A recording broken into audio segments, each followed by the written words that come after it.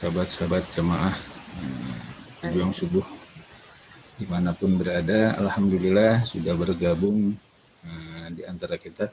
Mohon maaf saya pakai masker, saya harus pulang pergi ke rumah sakit ke ibu saya, mohon doanya. Dan ini di rumah juga harus pakai masker karena takut ada sesuatu yang tidak kita inginkan. Sudah hadir di kajian kita Pak Ali Mustafa, alhamdulillah di Qatar, dan ini namanya Qatar Tajdid, ini Pak Ustadz Maksum ya. Alhamdulillah sudah bergabung dengan kita. Silakan saya serahkan kepada bapak-bapak dari Qatar untuk memperkenalkan diri dan kita mau diajak kemana, kita mau dikasih ilmu apa mengenai Qatar. Silakan Pak Ali Mustafa, nanti kita beralih ke beberapa teman-teman yang sudah di Qatar untuk sharing juga. Monggo Pak, silakan Pak Ali Mustafa. Oke, syukran jazilan Ustadz Fadian. Assalamualaikum warahmatullahi wabarakatuh. Saya Ali Mustafa, saya tinggal di Qatar dan kerja sejak tahun 2005, jadi 15 tahun kira-kira di Qatar. Insya Allah saya akan share sebuah slide mengenai jalan-jalan di Qatar, dan nanti insya Allah saya akan ditemani oleh Ustadz Maksum tentang kegiatan di masjid dan juga oleh Bapak Rama, seorang pilot senior yang insya Allah akan sharing mengenai pengalaman di dunia perpilotan. Oleh karena itu, mohon izin Ustadz Fadian, saya mau share screen biar lebih terstruktur itunya presentasinya. Monggo Pak, sudah saya buka untuk share screen-nya.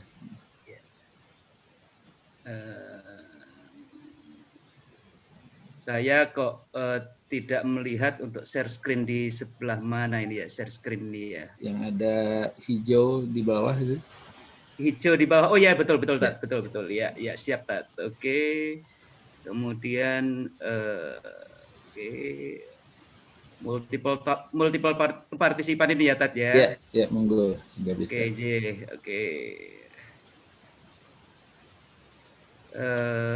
Mestinya dia akan lari ke folder saya ya Tat ya. Betul. Alon-alon aja Pak. Jam berapa di sana Pak? Jam 3 pagi ya? Jam 3 pagi Ustadz, ya. Insya Allah ya. Saya lihat share screen-nya saya. Iya, ini oke.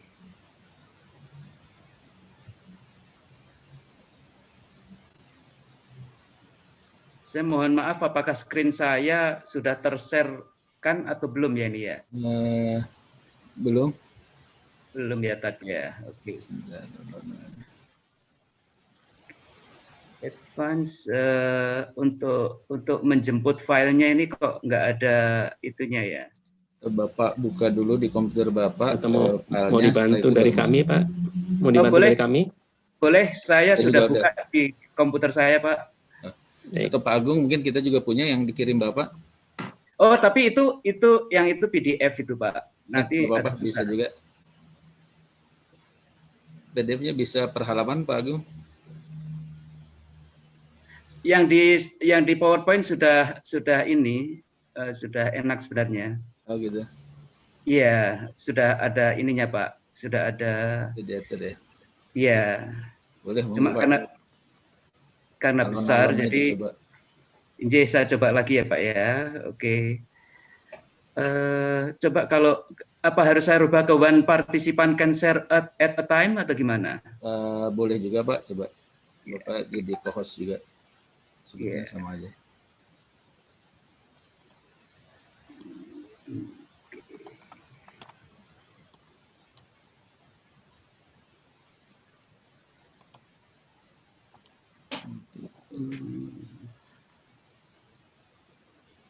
Dari kami sudah dapat PDF-nya yang dari Bapak kirim. Oh, sudah Pak, ini Pak, sudah, alhamdulillah sudah. Alhamdulillah, silakan Bang. Oke, kalau sudah begini saya lebih enak ini Pak. Oke. Ya, Pak. Bismillahirrahmanirrahim. Assalamualaikum warahmatullahi wabarakatuh. Sahabat-sahabat pejuang subuh, rahimakumullah. Kali ini kita jalan-jalan ke Qatar. Saya Ali Mustafa, saya kerja dan tinggal di Qatar sejak 2005, jadi 15 tahun di sini. saya akan memandu sahabat-sahabat sekalian untuk jalan-jalan ke Qatar, dan insya Allah nanti saya akan ditemani oleh sahabat saya Ustadz Maksum dan juga Pak Ali Murtaldo dari KBRI. Sahabat-sahabat sekalian, Qatar ada di semenanjung Arabia, di mana di sebelah kiri atau di sebelah barat dan selatan Qatar itu ada negara Saudi Arabia, dan juga di selatan agak ke timur itu ada UAE, sementara di sebelah utara ada Iran. Qatar luasnya 11.500 km persegi kira-kira, sementara penduduk Qatar 2,8 juta.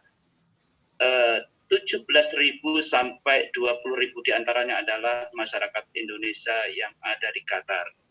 Demikian, mari kita lihat slide berikutnya.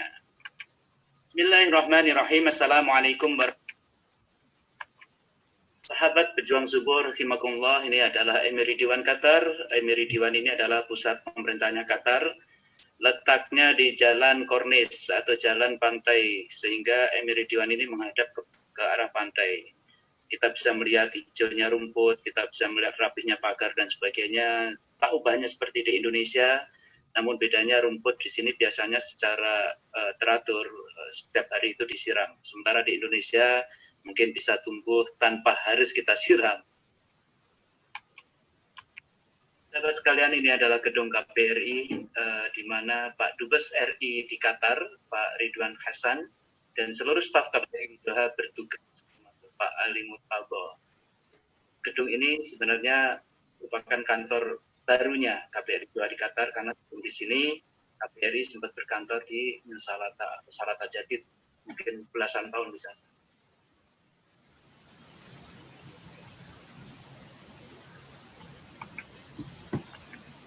Sahabat sekalian, kita sekarang ada di Fanar, atau disebut juga Qatar Islamic Cultural Center, pusat kebudayaan Islam Qatar. Letak Fanar ini ada di Kornis, di dekatnya Istana Keemiran. Di dalam Fanar, kita bisa belajar kebudayaan Islam, peradaban Islam dari masa ke masa. Oleh karena itu, Fanar ini terbuka bukan hanya untuk Muslim, tapi juga non-Muslim, di mana saudara-saudara kita Muslim juga bisa melihat dalamnya masjid itu seperti apa. Khusus bagi masyarakat Muslim, Fanar ini juga sering digunakan untuk kajian-kajian keagamaan buat anak-anak dan orang dewasa, dan juga ada auditorium, aula di dalam Fanar ini, di mana sering digunakan untuk semacam tabligh akbar jika kita mengundang para asatidz atau asatidzah atau guru dari Indonesia. Demikianlah ini Fanar. Sekarang kita menuju slide berikutnya. Sahabat sekalian, sekarang kita berada di Masjid Imam Muhammad Ibnu Abdul Wahab. Ini sering juga disebut sebagai Masjid Negara Qatar. Dan masjid ini memiliki 90 kubah dengan kapasitas kurang lebih 30.000 jamaah. Jadi masjid ini besar sekali, kubahnya banyak, dan di masjid ini juga merupakan masjid nasional negara Qatar. Sahabat sekalian, sekarang kita berada di MIA, Museum of Islamic Art. Di dalam museum ini kita bisa menemukan seni-seni Islam sejak 1400 tahun yang lalu, dari berbagai benua, dari 3 benua. Koleksi-koleksi tersebut berupa pekerjaan-pekerjaan dari logam, keramik, perhiasan, kayu, tekstil, bahkan dari bahan gelas atau kaca. Dan di dalam museum ini kita juga bisa menemukan benda-benda purbakala, termasuk Al-Quran kuno dan sebagainya, yang berasal dari berbagai negara seperti Spanyol, Mesir, Iran, Irak, Turki, India, dan Asia Tengah. Sayangnya belum ada benda yang dari Indonesia di dalam museum ini. Sahabat sekalian, sekarang kita di Museum atau Museum Nasional Qatar, di mana kita bisa melihat arsitektur seperti bunga mawar. Makanya disebut desert rose. Ini adalah bunga mawar padang pasir, di mana dalam Museum Nasional yang cukup unik ini, sangat unik bangunannya, arsitekturnya sangat luar biasa. Kita bisa melihat sejarah Qatar dari tahun 1760 sampai sekarang, di mana Qatar pada masa lalu itu adalah pulau yang terisolasi, yang terdiri dari suku Badui, kemudian juga dari penyelam-penyelam dari mutiara, menjadi sekarang negara yang secara internasional sangat powerful karena memiliki kekayaan yang luar biasa dari minyak dan gas alam. Jadi sekarang berada di Suk Waqif. Suk artinya pasar, tetapi Suk Waqif di sini lebih dikomunikasikan dengan pasar tradisional sebenarnya. Di pasar ini kita bisa mendapatkan benda-benda tradisional yang terbuat dari garment, kemudian kita juga bisa mendapatkan rempah-rempah, kemudian handicraft, souvenir, dan juga kita bisa mendapatkan berbagai restoran ada di dalam ini. Restoran dari berbagai negara, kemudian juga beberapa makanan yang cukup khas dari onta kita bisa mendapatkannya di sini. Jadi sahabat sekalian jangan lupa jika sahabat sekalian jalan-jalan ke Qatar, sahabat sekalian juga sangat direkomendasikan untuk mampir ke Suk Waqif ini. Seperti yang saya sampaikan tadi, Suk Waqif juga dijual garment yang bersifat tradisional, kemudian juga dijual souvenir. Jadi jika sahabat-sahabat jalan-jalan ke Qatar, sahabat-sahabat bisa membawa bantal yang dengan garment tradisional, ataupun bisa membawa souvenir yang cukup cantik. Di sebelah kiri ini kita bisa melihat deretan toko-toko yang ada di dalam pasar tradisional Suk Waqif ini, di mana kita melihat beberapa toko menjual souvenir, sementara di sebelah kanan kita bisa melihat adanya rempah-rempah yang dijual di Suk Waqif. Sahabat sekalian, sekarang kita jalan-jalan ke stadium-stadium yang akan digunakan untuk Piala Dunia 2022. Jadi kalau sahabat-sahabat sekalian nanti 2022 pengen nonton Piala Dunia, ini adalah beberapa stadium yang akan digunakannya, yaitu yang pertama sebelah kiri, Stadium Khalifah atau Khalifah International Stadium. Nah, stadium ini berkapasitas sekitar 47.000 atau 47.000 plus. Ada bangunan yang ikonik di dalam stadium ini, yaitu tower atau menara yang bentuknya seperti obor. Ini mengingatkan saya ketika stadium ini digunakan untuk event besar awal-awal dibangunnya, yaitu adalah Asian Games 2006. Di mana untuk menyalakan obor ini salah satu putra emir itu mengendarai kuda ke atas untuk menyalakan obor, sangat-sangat heroik. Kemudian yang sebelah kanan ini adalah Stadium Lusail yang agak baru. Stadium ini masih sedang dibangun dan ini kapasitasnya itu lebih besar, yaitu 80.000. Masih ada beberapa stadium lagi yang dibangun untuk Piala Dunia ini, tapi sahabat-sahabat sekalian, ini adalah sekedar contohnya dua stadium di antara stadium-stadium yang akan dipakai untuk Piala Dunia. Sahabat-sahabat sekalian, sekarang kita berjalan-jalan ke taman. Ini salah satu taman yang ada di Qatar dan ini merupakan taman yang paling besar. Taman ini luasnya kira-kira 88 hektar. Sering dipakai untuk gathering, berkumpul, keluarga, kemudian komunitas, dan termasuk komunitas atau warga masyarakat Indonesia yang ada di Qatar. Sambil berolahraga, kita bersilaturahim, dan sebagian mungkin juga ada yang membawa masakan, bisa untuk dijual, bisa untuk sekedar berbagi, dan ini adalah sangat ramai baik siang maupun malam. Kebetulan di taman ini juga dilengkapi dengan jogging track, kemudian ada track untuk bersepeda, dan kalau kita lihat lapangannya atau rumput-rumputnya begitu terawat. dan pohon-pohonnya juga begitu unik-unik. Kita melihat pohonnya rimbun-rimbun, dan seperti biasa memang perawatan daripada rumput dan tanaman-tanaman di sini itu sangat luar biasa.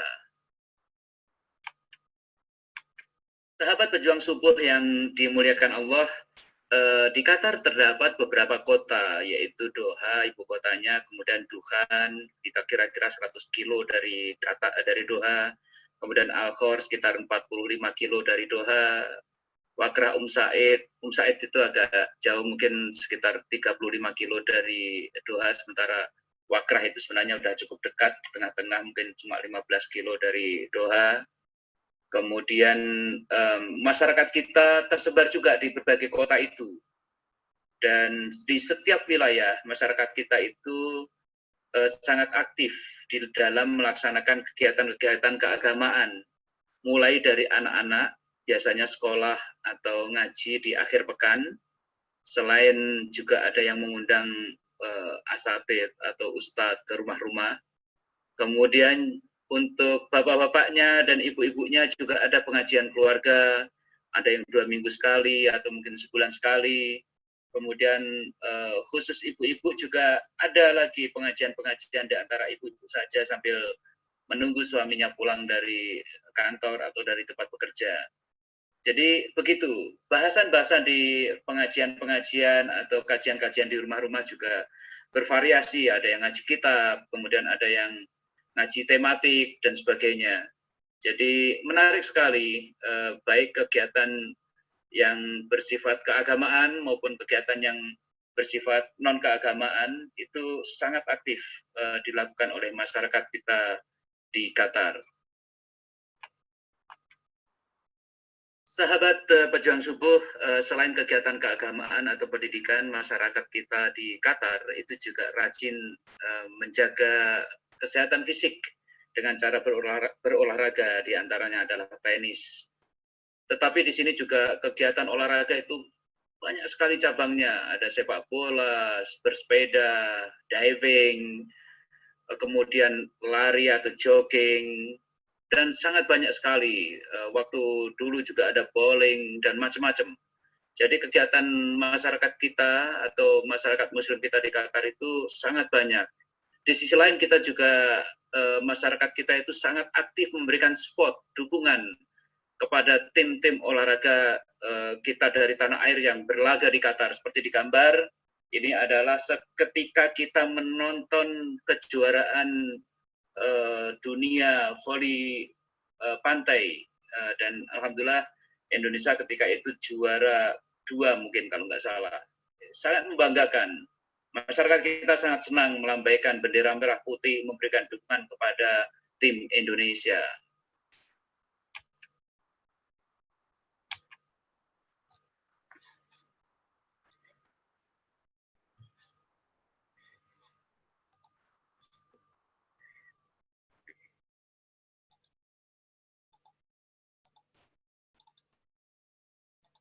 Ya, demikianlah Bapak-Bapak yang ingin saya share mengenai kegiatan keagamaan atau masyarakat Muslim yang ada di Qatar secara umum. Nanti insya Allah Ustadz Maksum akan memberikan tambahan dari sisi kegiatan saudara-saudara kita yang bertugas menjadi imam atau muadzin di masjid-masjid. Dan juga kebetulan Ustadz Maksum itu juga suka mengisi pengajian, Ustadz Fadian. Jadi Ustadz Maksum insya Allah bisa menambahkan dari sisi kajian-kajian yang biasanya dilakukan. Kebetulan kita juga ada Muslim Society juga di Qatar, dan Ustadz Maksum insya Allah terlibat sangat jauh. Oke, tafadhol Ustadz. Silakan Pak Ustadz. Assalamualaikum warahmatullahi wabarakatuh. Sudah kedengeran belum suara saya? Cukup kedengeran, tapi sedikit kurang keras. Oke, bentar ya. Halo, Assalamualaikum. Ya, cukup, silakan Ustaz. Oke. Udah jelas? Ya, silakan. Baik, Assalamualaikum warahmatullahi wabarakatuh. Alhamdulillahi wahdah. Wassalatu wassalamu ala nabiyyina Muhammad wa ala alihi wa sahbihi ajma'in, amma ba'd. Bapak-bapak, sahabat pejuang subuh yang dimati Allah, perkenalkan, nama saya Muhammad Maksum Hasan. Saya putra Betawi asli ya, Jakarta asli, yang sekarang ditakdirkan Allah menjadi salah satu pegawai negeri ya. Kita di bawah Kementerian Agama Qatar yang bertugas sebagai imam atau muadzin di salah satu masjid. Dan kebetulan saya sekarang sebagai imam di masjid Jami' Abdurrahman bin Auf. Nah, lokasinya dekat dengan stadion utama di Qatar, yaitu Stadion Khalifah ya. Jadi tempatnya dekat Menara Aspire tadi yang sudah di-share oleh Pak Ali. Nah, selanjutnya saya ingin bercerita bagaimana saya bisa kok jadi imam di Qatar gitu. Padahal di Qatar seperti apa yang bapak-bapak tahu bahwasanya orang Arab ya, orang Qatar itu penduduknya asli Arab gitu, yang mana Al-Quran itu diturunkan di Qatar. Kenapa kok mereka mencari para imam dan muadzin justru orang-orang ajam atau orang-orang yang non-Arabik? Saya ada slide juga nih sedikit, boleh coba saya share sebentar.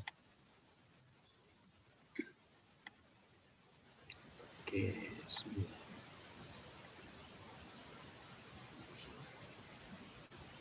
Keluar nggak ya?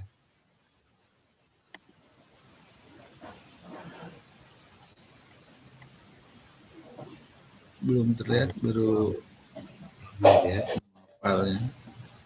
Atau saya minta tolong di apa? Saya share di bentar Pak. Nah, itu Pak,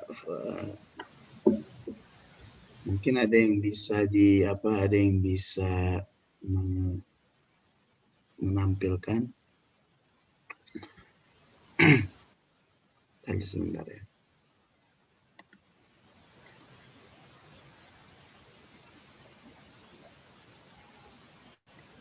Oke. Baik. Udah ya Pak, udah muncul ya? Alhamdulillah. Ya, muncul, tapi belum full screen. Oke, ini yang share dari pengurus ini. Iya, iya. Baik, ini yang pertama yaitu, atau next Pak, next yang di bawahnya dari flyer penerimaan imam itu. Ini Bi. Siapa yang ini? Pak Agung, ini kita. Pak Agung bisa next. Next Pak Agung. Baik Pak, sambil kita tunggu. Jadi saya ke sini tahun 2015.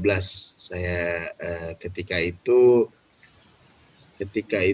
saya ada pengumuman bahwasanya ini sebelumnya Pak, yang sebelumnya. Nah, jadi oke. Kita ada flyer ya, atau inilah berita di medsos bahwasanya ada penerimaan imam di Qatar. Sebelumnya sebelum di Qatar, saya imam di Masjid Komplek Bulog Jatiwarna Bekasi. Jadi di situ komplek para pensiunan Bulog.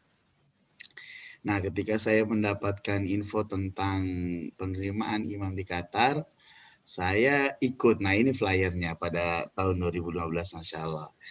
Jadi, saya ikut coba-coba gitu. Tadi Pak, udah benar yang tadi. Nah, yang ketika saya datang ternyata tesnya di Darun Najah ya, Darun Najah di Bintaro. di Bintaro, di Ulu Jami tepatnya.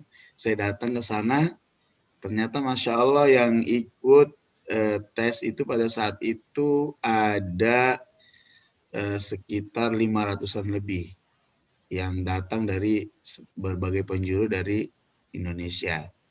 Itu pada saat itu dites, dan tesnya itu waktu itu tentunya Al-Quran ya, karena ketika kita menjadi imam maka sangat kental dengan Al-Quran, dan memang pastinya ya Al-Quran. Ketika kita tes hafalan, dan pada saat itu syaratnya itu harus hafal 30 juz. Nah, ketika dites, Pak bisa next yang apa? Next gambarnya. Satu lagi setelahnya. Nah, ini para masyaikh yang menguji kita. Masya Allah, Pak, bisa dibayangkan. Saya pada saat itu ya cuma coba-coba aja gitu untuk ya, menguji hafalan juga, dan itu ditulis di situ di belakang para syekh ini, Wizaratul Awqaf wa Syu'un Al-Islamiyah, Lajna Al-Ikhtibar, Al-A'immah wal Khutaba. Jadi mereka datang langsung ke Indonesia. Jadi datang berlima, kalau nggak salah satunya ada sekretaris. Di sini artinya itu dari Kementerian Agama Qatar.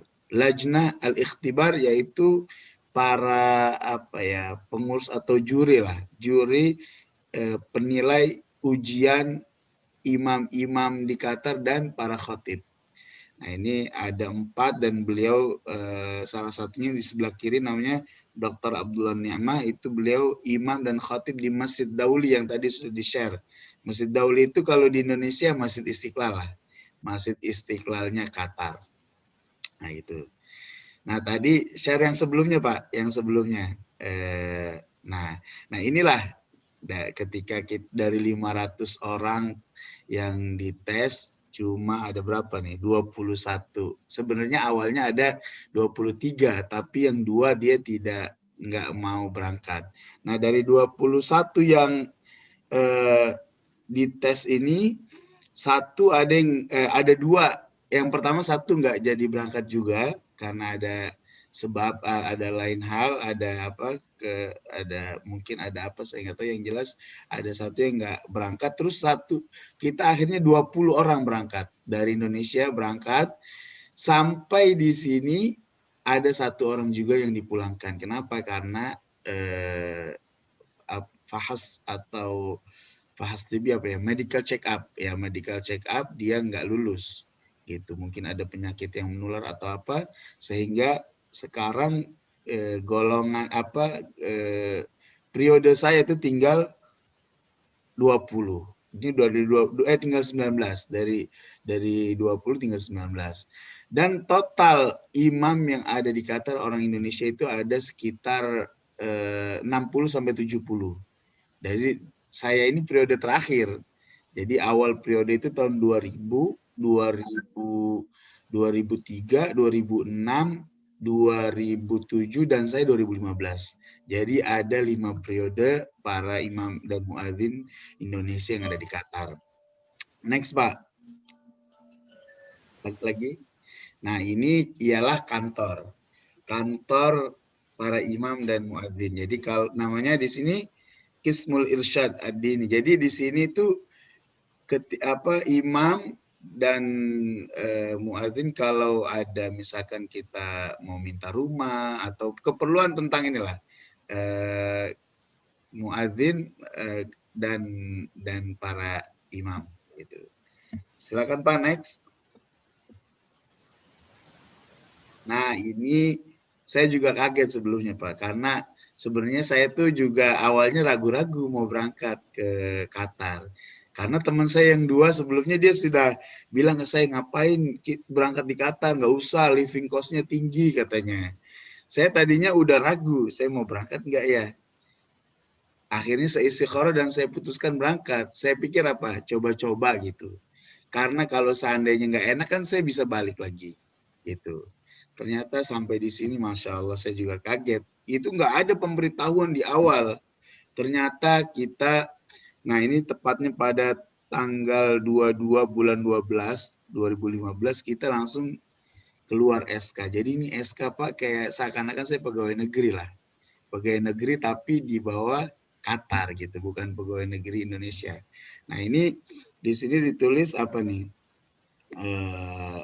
Nahmil ilaikum qarar, gitu. Qarar itu penetapan, ta'yin gitu kepada Muhammad Ma'sum Hasan.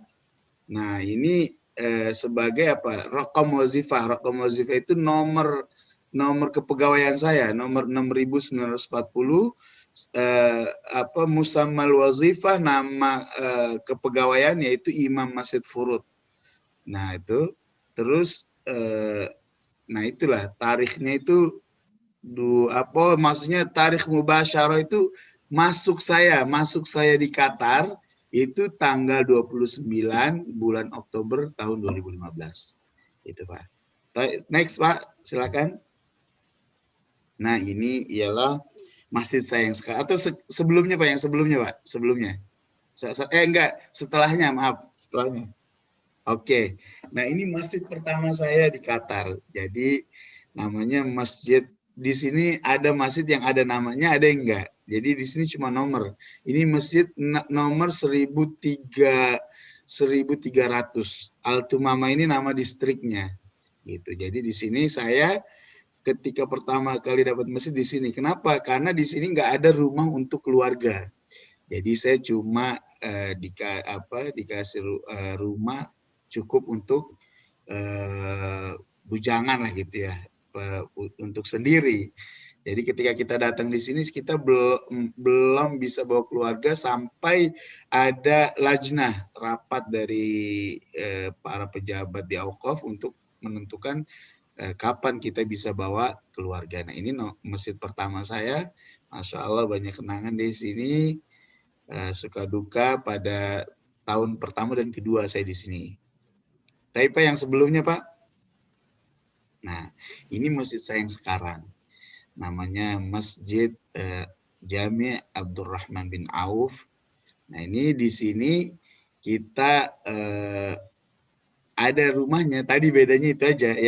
Jadi masjid kita di sini tuh bisa pindah-pindah kapanpun, mungkin kita udah nggak betah atau mungkin permintaan dari orang-orang Qatar gitu kepada kita. Karena alhamdulillah orang-orang imam Indonesia di sini tuh sangat diterima Pak oleh jamaah Qatari khususnya. Karena alhamdulillah kita punya nilai yang baiklah di mata mereka, bahwa orang Indonesia itu sopan gitu ya, terus mungkin suaranya lebih baik daripada negara lain gitu, terus tidak macam-macam gitu, sehingga kalau ada masjid pejabat-pejabat biasanya, nah itu biasanya mereka request saya mau orang Indonesia gitu. Nah itu alhamdulillah kita di sini diterima dengan baik gitu. Bahkan kita ini orang ketimbang negara lain, misalkan untuk rumah misalkan, itu kita sangat didahulukan. Jadi ada negara lain dari Bangladesh, dari Filipina, dari Mesir, dari Afrika juga itu. Jadi di sini kita Pak dikasih fasilitas, alhamdulillah rumah kita nempel dengan masjid. Ini kayak saya ini sekarang, ini rumah saya nempel dengan masjid.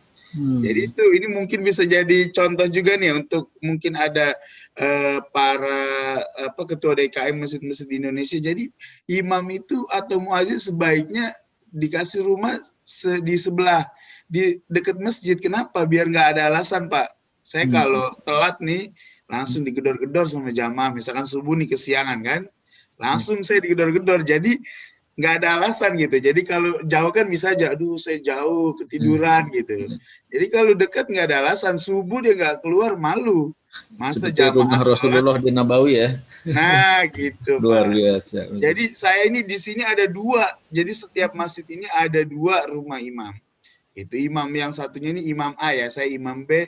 Imam A itu orang Qatari asli. Dan di sini Pak dikasih nih, ini Masya Allah nih kalau ada imam-imam senang sekali nih saya kasih tahu nih.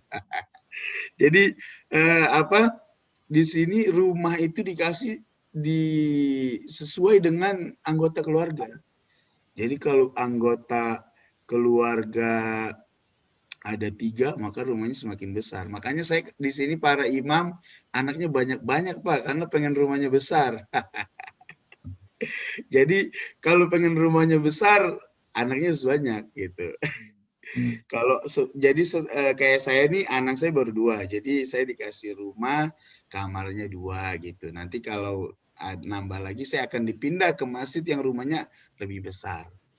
Bahkan ada yang rumahnya itu sampai 12, Pak. Maksudnya kamarnya sampai 12. Maaf ya, itu imam itu mempunyai beberapa istri. Maaf nih untuk ibu-ibu. Jadi ini cuma pengumuman aja, ada 3 istri, jadi 1 istri itu dapat 4 kamar gitu. Masya Allah. Jadi di sini semua imam yang ada di Qatar itu di bawah Kementerian Agama dan digaji oleh negara. Mudah-mudahan Indonesia ke depan para imam juga akan digaji oleh Kementerian Agama. Insya Allah. Amin ya rabbal alamin. Nah, selanjutnya kita juga dapat cuti. Fasilitasnya itu dapat cuti setiap tahun 40 ya. Nah, terus kalau nggak pulang 2-3 tahun diakumulasi. Saya insya Allah Januari mudah-mudahan saya bisa silaturahim langsung nih ke Pondok Indah nih. Siap, saya Januari insya Allah akan cuti selama 107 hari. Karena saya udah beberapa tahun nggak pulang nih. Jadi jatah cuti saya itu 107 hari insya Allah Januari sampai Ramadan saya ada di Indonesia. Jadi apa? Akhirnya dari yang tadinya saya ragu ke Qatar, Masya Allah, ternyata luar biasa. Jadi saya selasa tidak meninggalkan negara, Pak, karena setiap tahun saya bisa pulang kapanpun. Dan alhamdulillah tiket pesawat juga diberikan oleh Kementerian Agama. Jadi Masya Allah. Next Pak, udah selesai ya? Ada lagi nggak? Oh udah. Nah itulah kita di sini Pak sebagai imam atau muadzin di Qatar. Jadi alhamdulillah semua, dan ini yang saya amati kenapa Qatar itu menjadi negara yang besar, yang maju, yang berkah. Di dalam Al-Qur'an dikatakan a'udzubillahi minasyaitonirrajim. Walau anna ahlal qura amanu wattaqaw lafatahna 'alaihim barakatin minas sama'. Gitu Pak. Jadi apa Allah berfirman di dalam Al-Qur'an bahwasanya seandainya ahlal qura, satu lokasi atau satu negara amanu, beriman dan bertakwa, la fatahna 'alaihim barakatim minas sama. Maka Allah akan bukakan, Allah akan turunkan keberkahan dari langit. Gitu. Ini Qatar saya amati, kenapa kok Qatar Masya Allah jadi negara yang sangat maju cepat gitu, negara yang terkaya, bahkan di dunia itu kan negara yang paling tinggi pendapatan per kapitanya, karena pemerintahnya Masya Allah sangat memuliakan masjid. Bapak nggak akan ketemu masjid yang di Qatar ini kotor atau tidak, walaupun di tengah-tengah gurun. Karena di Qatar ini semua masjid ada cleaning service yang digaji oleh negara juga. Semua masjid. Gitu. Jadi semua masjid walaupun di pom bensin itu ada cleaning service-nya. Jadi karena pemerintah Qatar sangat menjaga rumah Allah, Allah menjaga mereka. Allah berikan keberkahan yang minyaknya dia nggak habis-habis gitu kan. Nah itu sampai Pak Ali udah berapa belas tahun itu di Qatar nggak mau pulang-pulang itu Pak Ali. Masya Allah. Ya, jadi itu karena apa? Karena itu. Terus ulama-ulama yang dimusuhi di negaranya di sini dilindungi Pak.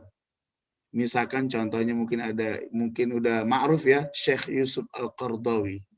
Itu beliau udah berapa tahun di sini, udah 90 lebih. Beliau hidup aman dan nyaman di Qatar. Ada juga Dr. Bilal Philip, mungkin Bapak tahu, itu beliau ulama dari Toronto, Kanada. Terus ada Khalil Mish'al, beliau petinggi Hamas di sini juga. Jadi ulama-ulama justru di sini surganya ulama Qatar itu. Bahkan ulama-ulama qurra dari Mesir, ada Syekh Isa Al-Ma'sarawi, ada Syekh Abdul Rashid As-Sufi, itu beliau ulama qurra Al-Quran dari Somalia yang sekarang menjadi Qatari. Terus ada Syekh Quraim Raji, beliau ulama qurra sanad tertinggi asal dari Suriah. Karena negaranya lagi konflik, beliau juga ditampung di sini. Banyak ulama-ulama yang mendapatkan suaka politik di Qatar. Maka dari itu karena Qatar sangat concern dengan masjid, dengan imam, dengan muazin, terus para ulama juga mereka lindungi, gitu Pak. Maka Allah akan menurunkan. Jadi kalau dengar-dengar di apa yang di dunia kan yang viral Qatar melindungi teroris, nah itu bohong itu Pak. Yang ada justru melindungi ulama, maksudnya teroris itu ulama kali. Nah gitu Pak. Itu aja Pak, mungkin ini jadi kepanjangan nih saya ngomong nih. Ya, mudah-mudahan bermanfaat. Silahkan selanjutnya Pak Rama, ini sahabat saya ini Masya Allah. Silahkan dilanjutkan. Kurang lebihnya saya mohon maaf kalau ada salah-salah kata. Assalamualaikum warahmatullahi wabarakatuh. Waalaikumsalam warahmatullahi wabarakatuh. Terima kasih Ustadz. Kalau di Indonesia di mana Ustadz? Saya di Cakung Pak, di Cakung saya. Jakarta ya? Jakarta asli. Mampir ke Masjid Raya Pondok Indah Ustadz. Insya Allah, saya udah pernah waktu itu ada pelatihan imam tahun 2015 sebelum saya berangkat ke Qatar. Nah saya ada pelatihan, lupa fotonya saya nggak tampilkan tadi. Ada saya ikut pelatihan dia. Allah nanti ketemu Insya Allah, insya Allah. Kalau Januari kita atur ketemu ya. Terima kasih Ustaz Maksum. Ini sekarang ada Pak Rama ya, ini pilot di Qatar. Silakan Pak. Ini juga mohon maaf saya belum bisa menyapa semua yang hadir. Ini Ustazah Ulfatmi juga sudah bergabung, Ibu Gemala Hatta juga bergabung, dan lain sebagainya. Silakan Pak Rama untuk sharing. Pak Rama Pradita ya? Ya betul. Iya benar. Saya co-host dulu ya Pak Rama.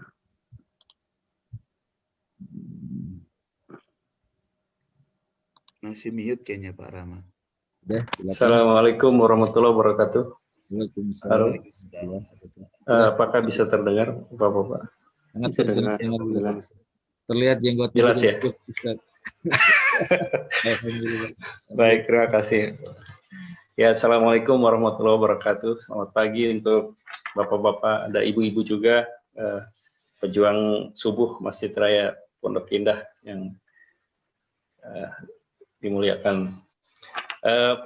Ini saya mohon maaf, ini mendadak sekali informasi dari Pak Ustadz Maksum ke saya itu. Jadi saya nggak punya slide sama sekali untuk di share. Tapi saya rasa dengan share dari Pak Ali Mustafa dan Pak Ustadz Maksum kayaknya sudah sangat-sangat jelas sekali menceritakan kondisi Qatar. Baik, kalau begitu saya ingin memperkenalkan diri. Nama saya Rama Praditya Lawendatu.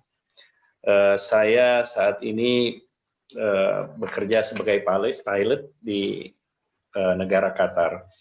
Saya masuk ke Qatar pada tahun 2004, berarti sudah sekitar 16 tahun di sini. Sebelumnya saya bekerja di Garuda Indonesia, kemudian pada tahun 2004 saya join Qatar Airways, dan pada tahun 2009 saya pindah dari Qatar Airways ke bagaimana ya nyebutnya, di Indonesia masalahnya nggak ada. Jadi kalau di Qatar itu ada pesawat kepresidenan, ya pesawat untuk Emir, dan saya pindah ke pesawat Emir. Saat ini saya bekerja di nama perusahaannya adalah Amiri Flight. Jadi dari tahun 2009 sampai sekarang saya bekerja di sana, tapi istilahnya anak perusahaan dari Qatar Airways. Sedikit yang bisa saya share pagi ini untuk para pejuang subuh Masjid Raya Pondok Indah mengenai Qatar Airways, yaitu Qatar Airways itu suatu perusahaan flag carrier lah dari negara Qatar. Dimulai sekitar tahun 1994. Saat ini memiliki sekitar 270 pesawat dari berbagai tipe. Ada pesawat Airbus 320, Airbus 330, Airbus 350, Airbus 340, dan Airbus 380. Kemudian dari Boeing, ada Boeing 787, Boeing 777. Kemudian destinasi dari Qatar Airways itu cukup banyak, di atas 150 destinasi ke Asia, Afrika, dan Amerika dan Eropa. Untuk ke Indonesia sendiri saat ini Qatar Airways terbang ke Jakarta dan Bali dan ke Denpasar. Memang ada rencana untuk terbang ke, kalau tidak salah Surabaya dan Medan, tapi sampai dengan saat ini belum terrealisasi. Mungkin setelah COVID mudah-mudahan. Kemudian jumlah karyawan Qatar Airways itu total sekitar 43.000 di seluruh dunia, dan untuk masyarakat Indonesia, maksudnya orang Indonesia yang bekerja di Qatar Airways dari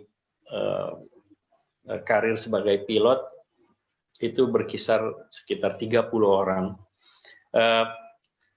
Untuk cabin crew mungkin lebih dari itu, agak banyak masalahnya, agak susah juga untuk mengikuti jumlahnya karena kesibukan pekerjaan, dan untuk ground staff lebih banyak lagi.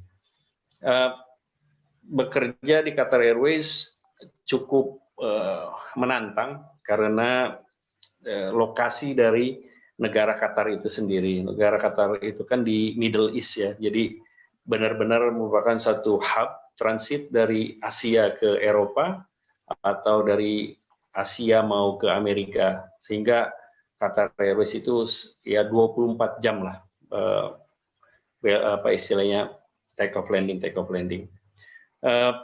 Alhamdulillah istilahnya fasilitas yang kami dapatkan dari company ya saya rasa cukup.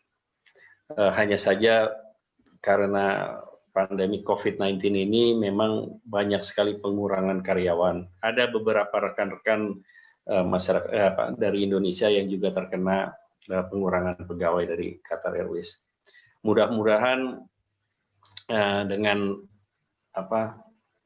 ditemukannya vaksin ini, COVID-19 bisa segera selesai dan industri penerbangan, terutama Qatar Airways, bisa lebih baik lagi. Sepertinya dari saya penjelasan yang bisa saya sampaikan saat ini itu saja, Pak Ustadz Fadian. Mungkin kalau ada yang ingin bertanya atau apa bisa di chat atau bagaimana sehingga saya bisa jawab. Mohon maaf saya nggak ada persiapan slide. Insya Allah lain waktu kalau lebih lama waktunya akan saya siapkan. Siap. Oke, terima kasih. Mungkin nanti ada Pak Rama. Pak Agung dari tim. Ya, Pak. Tempoh hari kita juga ada teman kita ya, Pak Fadian ya, itu ya, yang Qatar juga ya, itu bawa A350 ya.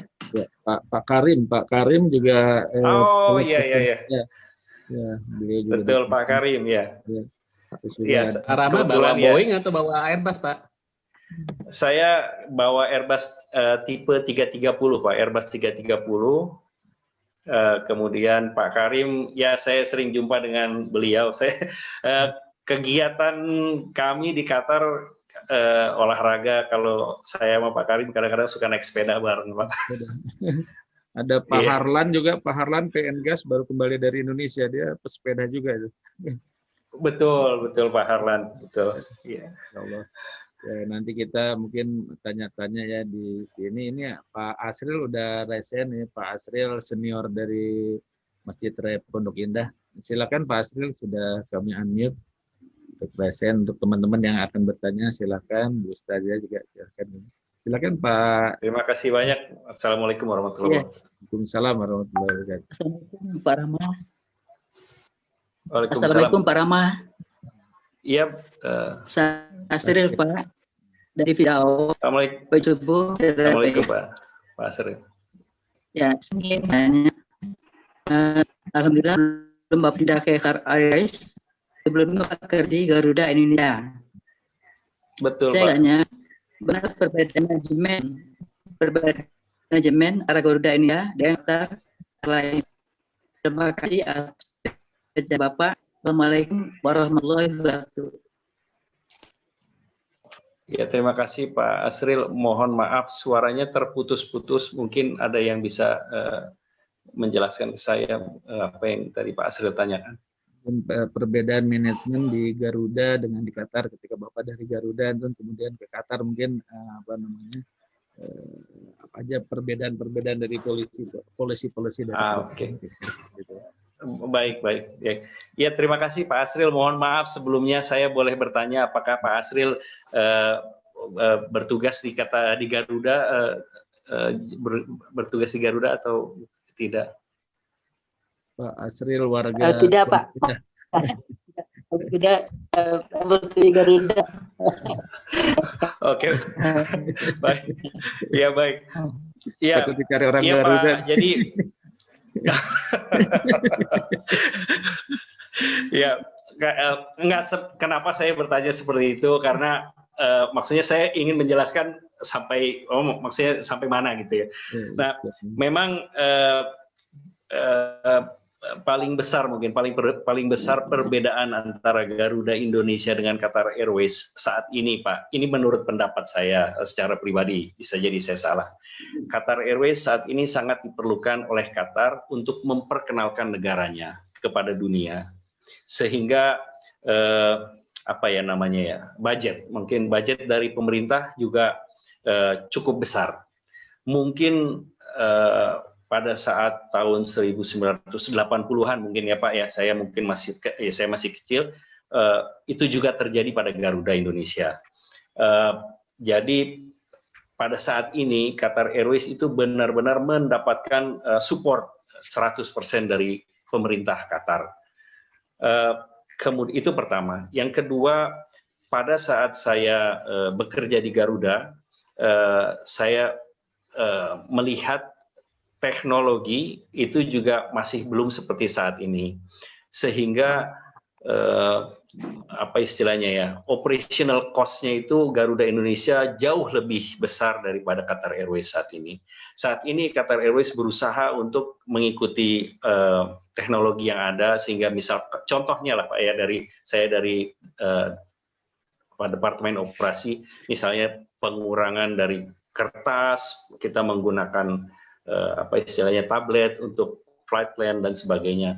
Nah, tapi pada saat saya berada di Garuda itu 16 tahun yang lalu, itu belum bisa dilakukan. Jadi kalau saya lihat biaya operasinya jauh lebih besar daripada Qatar Airways. Secara garis besar itu mungkin yang bisa saya sampaikan mengenai perbedaan antara Garuda Indonesia dengan Qatar Airways, Pak. Ya. Terima kasih Pak Rahmat. Iya Pak Asril, sama-sama. Oke, terima kasih. Mungkin ada yang lain mau bertanya. Ini sholat azan subuhnya jam berapa ya Pak Ustadz Masum? Jam 4.45, masih 45 menit lagi. Oh, 45 menit lagi. Ini imamnya lagi ngobrol sama kita, jangan sampai digedor-gedor jamaah nih, jam 45 menit. Kenapa? Ya. Mungkin dari jamaah ada lagi yang mau bertanya mungkin? Ini kita juga ada Ustazah Ulmi Fatmi, silakan Bunda kalau aja.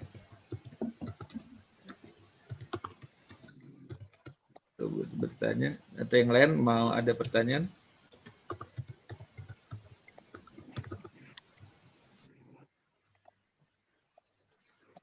Kita lihat di chat dulu. Ustadz Fadian, boleh saya tambahkan sedikit, Ustadz? Siap, monggo Pak. Iya, ini kebetulan ada yang bertanya di kolom chat itu. Di chat ya, saya mau baca di chat. Monggo silakan dibaca Pak. Iya betul.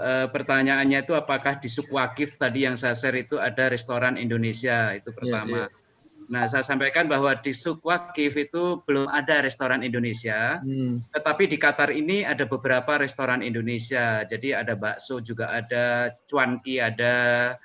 Kemudian restoran Minang juga ada, kemudian seafood yang nuansa Indonesia juga ada. Jadi insya Allah masakan Indonesia masih banyak di sini.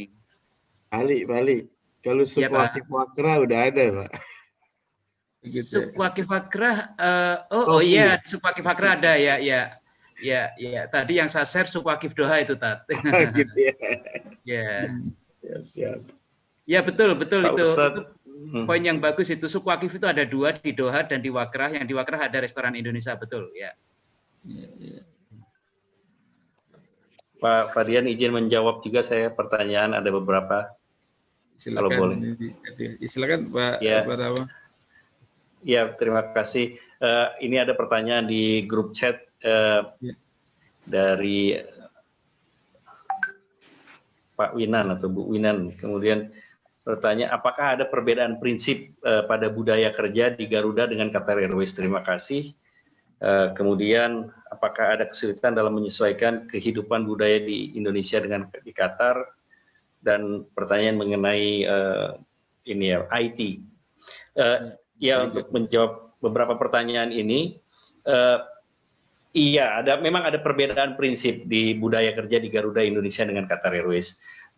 Di sini memang kita dituntut bagaimana ya? Garuda juga profesional, tapi di sini juga dituntut profesional. Kemudian dikarenakan kesibukan dari schedule penerbangan itu sendiri, sehingga kita tidak bisa apa ya istilahnya, kita harus benar-benar misalnya jam waktu istirahat di rumah, kita benar-benar istirahat di rumah. Kemudian pada saat terbang itu perusahaan Qatar Airways berusaha untuk apa istilahnya mengurangi operational cost. Untuk for example, untuk contoh misalnya terbang ke satu destinasi, mereka tidak akan misalkan menaruh krunya di sana lebih dari 24 jam. Karena mungkin perhitungan ekonominya akan rugi kalau cuma penerbangannya misalnya seminggu 2 kali atau 3 kali. Jadi mereka akan berusaha untuk misalnya daily flight, sehingga rotasi dari kru itu benar-benar banyak, sehingga dituntut kesiapan fisik, kesiapan mental, juga ilmu pengetahuan juga harus tahu banyak. Kita harus banyak baca karena 150 destinasi itu cukup banyak gitu istilahnya. Kita kalau misalnya terbang ke Amerika, kita harus tahu prosedurnya apa yang ada di Amerika, kemudian di Eropa dan sebagainya. Untuk apakah ada perbedaan, apakah ada kesulitan kehidupan budaya di Qatar dengan di Indonesia? Pada saat saya pindah pertama-tama, ini dari Pak Marom ya. Iya betul Pak Marom, saya merasakan kesulitan awal-awalnya, tapi setelah berjalannya waktu, ya buat saya Qatar ini istilahnya apa ya, rumah kedua lah. Memang saya orang Indonesia, saya pasti pulang ke Indonesia insya Allah, tapi ya saya saat ini ya sudah kerasan lah di Qatar gitu. Kemudian untuk pertanyaan dari Ibu Kusumaning Rahayu, apakah IT-nya Garuda juga banyak yang jadi IT-nya Qatar Airways? Terus terang Ibu, mohon maaf, saya bagian IT itu beda ininya, maksudnya mereka kerja di lokasi yang lain, di head tower sebutnya. Kami bekerjanya di airport. Memang ada beberapa ground staff yang bekerja di kantor. Saya pernah bertemu satu, tapi kalau nggak salah beliau sudah pindah ke Etihad yang di Abu Dhabi. Begitu kira-kira jawaban saya. Terima kasih.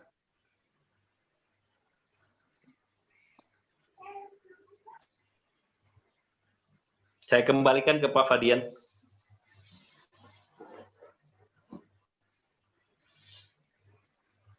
Assalamualaikum Pak. Oh ini maaf Ustadz, ini di kolom chat ini juga ada pertanyaan lagi. Mohon tanya mazhab yang berkembang. Boleh, silakan. Mazhab apa ya? Ini wilayahnya Ustadz Maksum ini. Ustadz Maksum yang sebaiknya menjawab. Silakan Ustadz Maksum. Silakan. Nah ini justru bisa jadi wawasan baik ini untuk jamaah nih. Jadi di sini Bapak Ibu yang dirahmati Allah, di Qatar ini mazhabnya Hambali ya. Jadi mazhab Hambal. Tapi Masya Allah ini bisa menjadi contoh untuk teman-teman kita di Indonesia. Di sini tuh sangat tasamuh ya. Tasamuh itu apa bahasa ininya? Bahasa Indonesianya itu sangat toleransi. Toleransi perbedaan. Nggak ada di sini ribut-ribut, Pak. Nggak ada ribut-ribut antara mazhab. Kayak saya misalkan, imam saya itu beda dengan saya. Gitu. Atau misalkan saya katakanlah di sini tuh semua golongan sangat damai di sini. Misalkan contohnya kalau di sini tuh ada jamaah tablik ya. Jamaah tablik itu justru ada satu kakak dari Syekh Tamim, misalnya kakak Emir itu. Beliau tuh sangat, bahkan jamaah tablik di sini tuh punya markas yang sangat besar disediakan oleh pemerintah Qatar. Jadi markasnya dia itu udah kayak pesantren gitu. Ada di daerah industrial area. Nah, di sini tuh saya melihat langsung kayak misalkan contohnya di masjid saya. Ada, katakanlah boleh saya sebutkan bahwa imam saya itu bermazhab Hambali atau kalau di Indonesia ini Salafi lah yang terkenal gitu ya. Terus ada jamaah tablik gitu, dia berombongan datang. Itu sering sekali di masjid saya. Jadi di sini tuh masjid-masjid itu walaupun tadi di bawah negara gitu ya, jamaah tablik itu kita nggak boleh melarang jamaah tablik untuk nginep di masjid kita, nggak boleh kita. Jadi kalau ada jamaah tablik mau nginep silahkan kayak gitu. Nah di sini tuh contohnya misalkan tadi ada imam saya dari golongan teman-teman salaf misalkan, terus ada jamaah tablik datang, bahkan yang memberikan makan setiap hari itu imam saya. Bagaimana coba, Masya Allah. Tidak ada sedikit pun ingin mengusir mereka walaupun beda golongan gitu ya. Ya artinya apa di sini tuh setiap mazhab, setiap golongan itu sangat toleransi dalam beragam, tidak ada saling mencela atau mentahzir. Ini ustadz harus hati-hati dengan ustadz ini, hati-hati dengan syekh ini, nggak ada di sini. Apalagi di kantor mutoa itu nah imam di sini tuh kalau di Qatar disebut mutoa, Pak. Jadi imam-imam dari berbagai negara, berbagai golongan, berbagai jenis, ada yang jenggotan, ada yang jenggotnya pendek kayak saya nih gitu kan, ada yang kayak Pak Ali juga nggak ada jenggotnya misalkan, itu nggak ada di sini dicela. Oh itu kok imam nggak jenggotan misalkan gitu ya, nggak ada di sini. Ada yang gamisnya di atas mata kaki, ada yang di bawah mata kaki, bahkan ada yang gamisnya itu menyapu lantai itu ada juga. Itu nggak ada di sini orang itu usil gitu. Kamu kok itu ahli neraka misalnya, nggak ada. Di sini sama sekali nggak ada orang mengomentari orang lain gitu yang beda golongan gitu. Mungkin ada kajian, nah ketika kajian itu beda lagi. Kayak gitu. Kalau kajian, nah itu Pak yang ada di sini. Jadi bahkan ya saya pernah dengar di sini itu mazhabnya Hambali. Jadi ada salah satu imam Yaman. Ini saya dengar langsung dari imam senior. Ada imam Yaman yang dia itu kunut. Kunut itu kan ini ya mazhab Imam Syafi'i. Kunut. Dan ada jamaah yang komplain bahkan mengadu sampai ke emir kalau nggak salah. Jadi jamaah Qatari, jadi Qatari di sini itu kan tuan rumah lah ya. Ketika dia ngadu ke emir atau ke pejabat Qatar, justru dia yang diomelin. Nggak apa-apa dia kunut gitu. Itu kan ada ininya mazhabnya, ada ajarannya. Jadi walaupun di sini mazhabnya Hambali, tapi tidak melarang ada mazhab lain. Bahkan setiap masjid itu beda-beda gitu. Ketika Idul Fitri ada yang takbirnya komik, ada yang enggak gitu. Jadi nggak ada paksaan gitu di sini dalam menjalankan mazhab ataupun golongan. Yang jadi yang harus kita garis bawahi toleransi itu penting, Pak. Karena kenapa? Berbeda itu suatu kemestian. Bahkan di zaman Nabi itu ketika perang Bani Quraisyah, Nabi itu berwasiat, la yusalliyannal asr, janganlah kalian salah satu di antara kalian sholat asar di Bani Quraisyah. Nah, ternyata para sahabat ketika berjalan ke Bani Quraisyah berbeda pendapat karena maghrib udah mau datang, artinya sholat asar udah mau habis gitu. Yang golongan yang satu dia tidak sholat asar di Bani Quraisyah karena dia menganalisa secara kontekstual gitu ya, bahwa Nabi itu mengatakan kita sholat asar di Bani Quraisyah supaya kita itu cepat-cepat jalan. Kita sampai di Bani Quraisyah sebelum malam gitu, sehingga kita bisa sholat asar di sana. Tapi ada yang letterlek tekstual. Oh, nggak bisa, pokoknya kata Nabi sholat asar di Bani Quraisyah walaupun sholat asarnya udah habis. Nah, ketika mengadu ke Nabi kan tidak ada yang disalahkan. Semuanya benar, yang ikut tekstual letterlek kata-kata Nabi dibenarkan, yang dia menganalisa dengan baik juga dibenarkan. Artinya apa? Berbeda pendapat itu suatu kemestian. Jadi jangan paksakan orang-orang itu ikut yang berbeda dengan kita, itu ikut apa yang kita yakini, gitu Pak. Baik Pak. Terima kasih.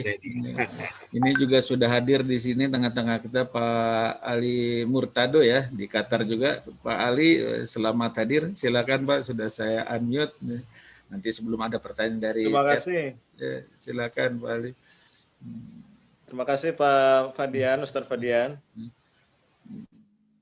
Ya, Bapak Ibu, nama saya Ali Murtado. Saya dari KBRI Doha. Jadi mohon maaf saya agak terlambat tadi bergabung.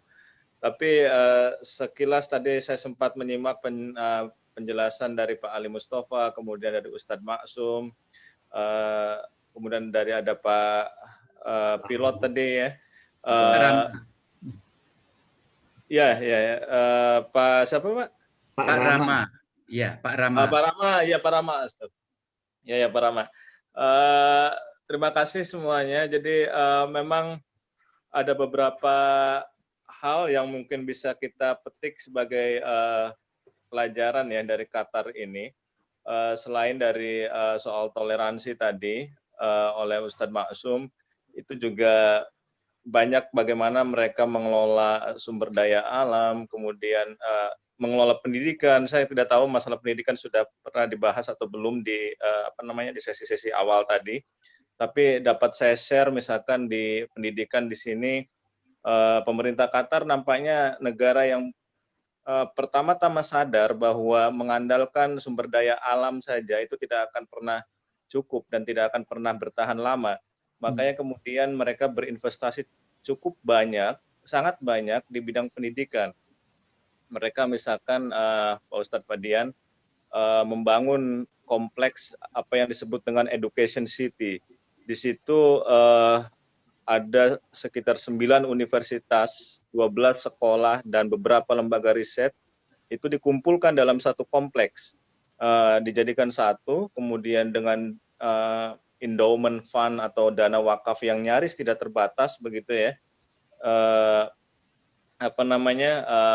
Pemerintah Qatar menggelontorkan begitu banyak dana di Education City ini. Dan yang menarik bisa dikatakan mayoritas mahasiswa kemudian pengajar di kompleks Education City ini adalah dari warga negara asing. Teman-teman dari Indonesia pun ada yang mengajar di sana, ada yang menjadi dosen, yang menjadi mahasiswa juga banyak.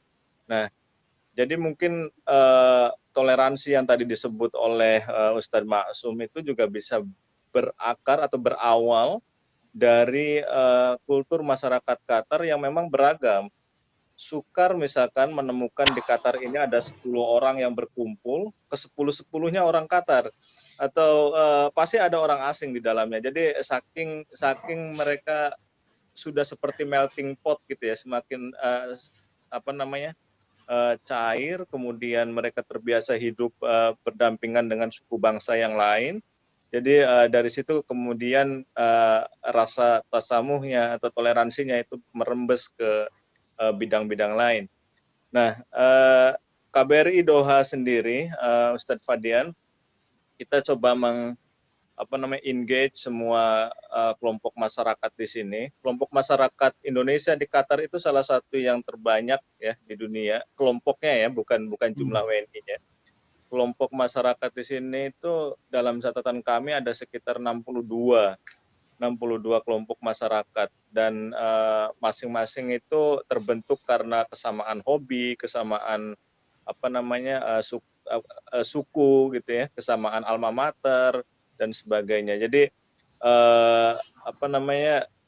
mereka begitu dinamis, begitu aktif. Pak Ustadz Maksum juga di sini memimpin salah satu kelompok masyarakat namanya Tebar Dakwah.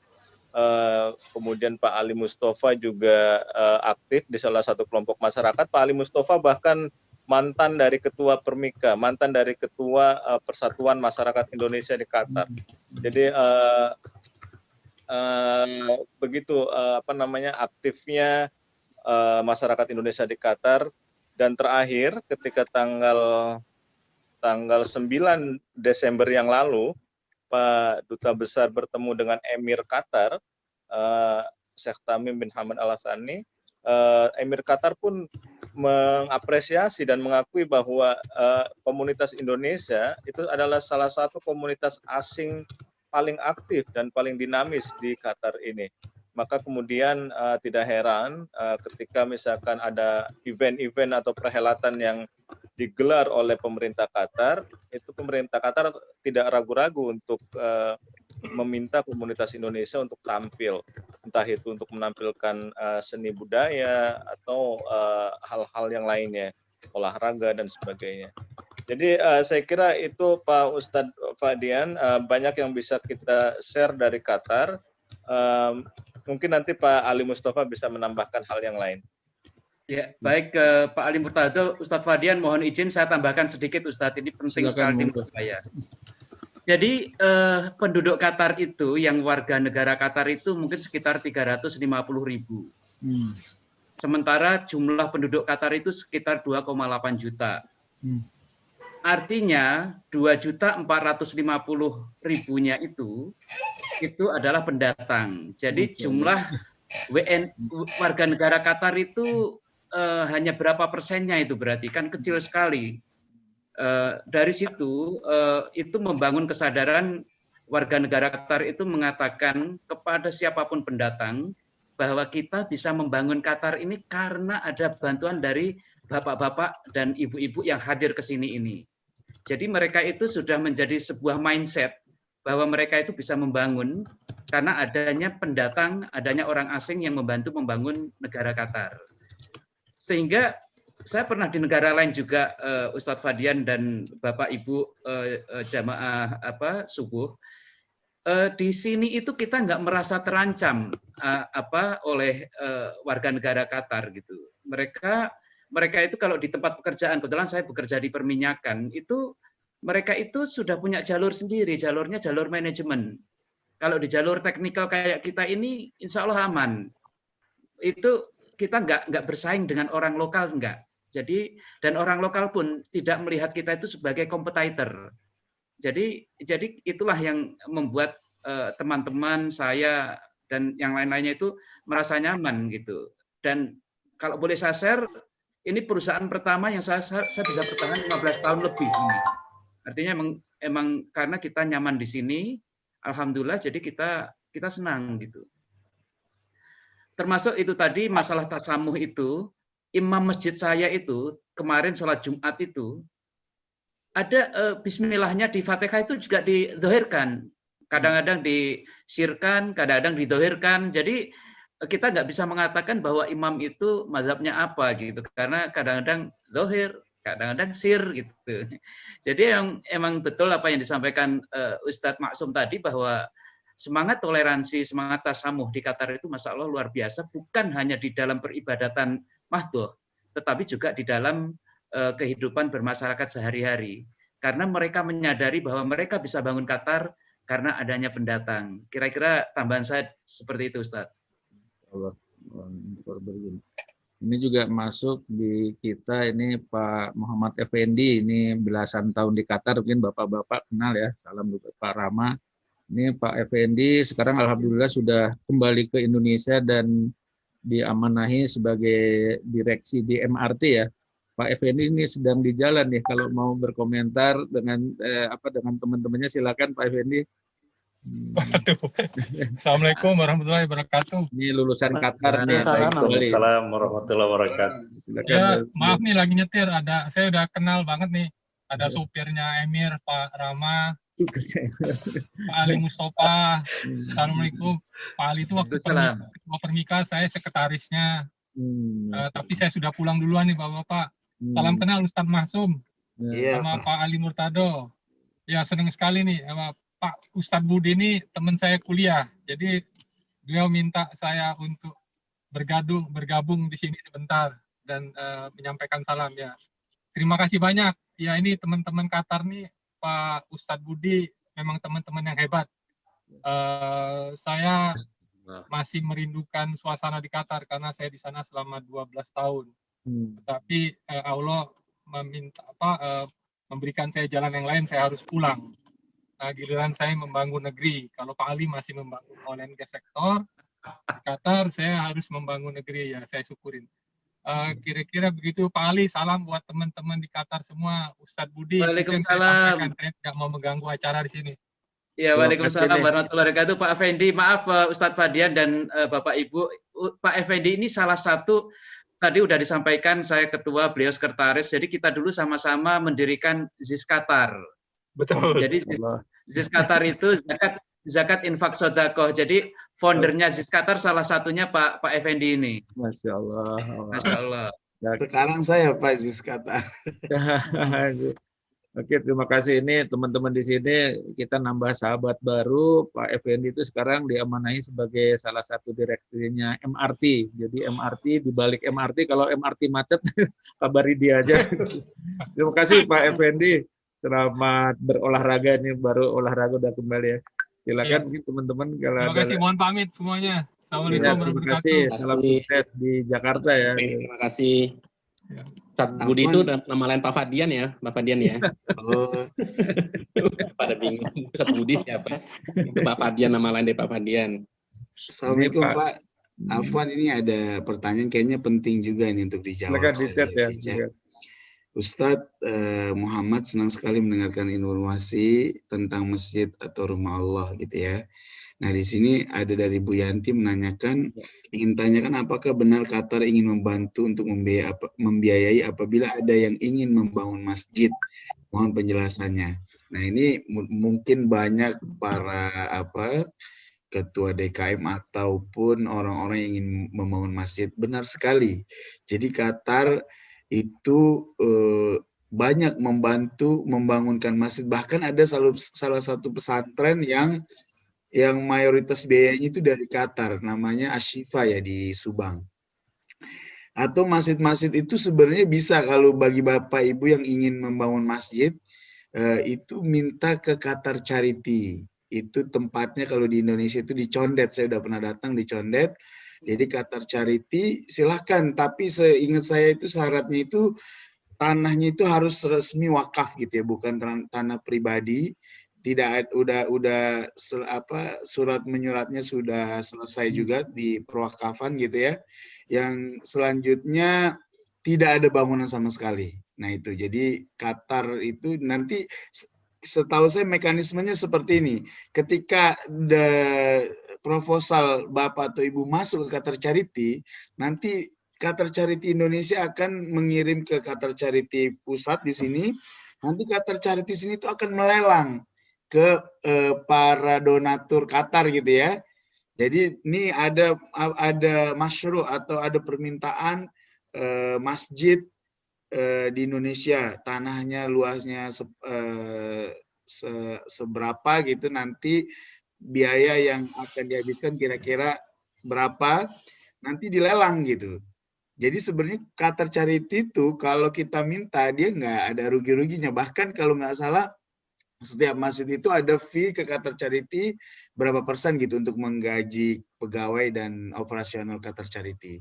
Jadi silahkan kalau yang ingin meminta ke Qatar Charity Indonesia insya Allah diterima. Adapun apa namanya takdirnya akan dapat atau enggak, insya Allah ya sesuai dengan takdir lah gitu. Itu Ibu ya jawabannya. Terima kasih. Ini Bu Yanti Nurdin juga tim kita ya, dari kita udah punya yayasan ya Pak Agung ya, Yayasan Pejuang Subuh Pondok Indah. Banyak juga yang bertanya. Jadi ini informasi bagus, nanti kalau ada pertanyaan seperti itu, permintaan lah proposal, atau nanti kita sudah punya kontaknya Pak Ustadz Maksum ya untuk disambungkan.